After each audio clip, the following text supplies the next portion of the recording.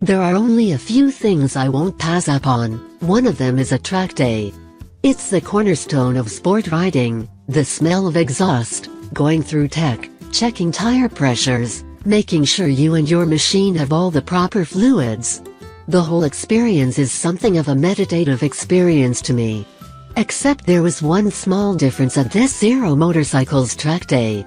There were no exhaust fumes, no measurable chemicals, and there was no heat emanating from a finely tuned performance engine, just the gentle whir of the electric power 2016 Zero FXS. Combustion engines be damned, I spent an afternoon whipping Zero's latest creation around one of Southern California's favorite supermoto haunts, Adams Motorsports Park in Riverside. The tightly cornered, petite car track is the perfect environment for Zero's supermoto machine. Featuring both on and off-road sections, it's about all you can ask for on a midweek morning. The Zero FXS first rolled onto showroom floors this year. On paper, the 2016 Zero FXS isn't a great deal different from the dual sport-oriented FX. Of course, the lives of many supermoto machines began off-road and like its combustion engine cousins, so, too, did the FXS. For our purposes, we made use of the ZF6.5 edition of the FXS, which has some specs that put its gasoline-fed competitors to shame. Coming in at a claimed 293 pounds, it is already checking one of the hallmarks of a true supermoto, lightweight. That's good news, but let's investigate further and talk about the most divisive component, the motor. The FXS Z-Force uses a 75-5, passively air-cooled, high-efficiency, radial flux, interior permanent magnet, brushless motor. That description sounds eerily reminiscent of the type of thing I would have been screwing into an RC car chassis as a kid, however they weren't producing a claimed 44 horsepower and 70 feet/pounds of torque.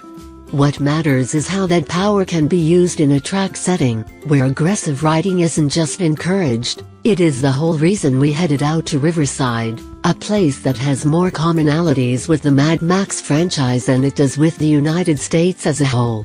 Now, we do need to be clear on a couple points. First, our track-ready Zero FXS was decked out with a traditional chain and sprocket setup, as opposed to its showroom belt drive.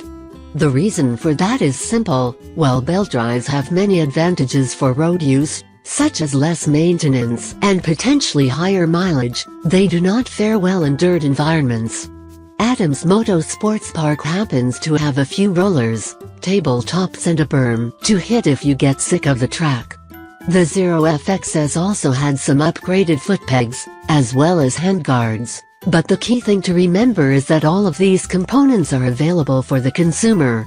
This wasn't an unobtainable treat bestowed from on high to journalists. Out of the canopy I rolled, out onto the hot summer tarmac, and was met with one of the smoothest, most predictable and progressive power deliveries I have experienced to date. When you're out on a track where you have never set rubber down, having a motor with both power and amicability between your legs isn't something to shrug off. There is no hesitation with the Z-Force motor. The FXS's torque is omnipresent but, more importantly, never delivered in a shocking fashion.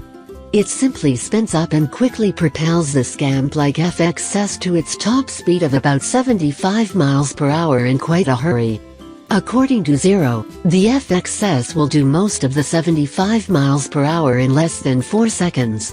The electric platform shouldn't have anything left to prove in 2016. Electric motorcycles have put in impressive times at the Isle of Man TT for just one lap, granted, and the Pikes Peak International Hill Climb, and they can be found circling our American streets with glee. One of the greatest strengths that the Zero FXS has to its name is the ability to give the rider more feel at the wrist. That doesn't seem any different than usual. All motorcycles are controlled with throttle input.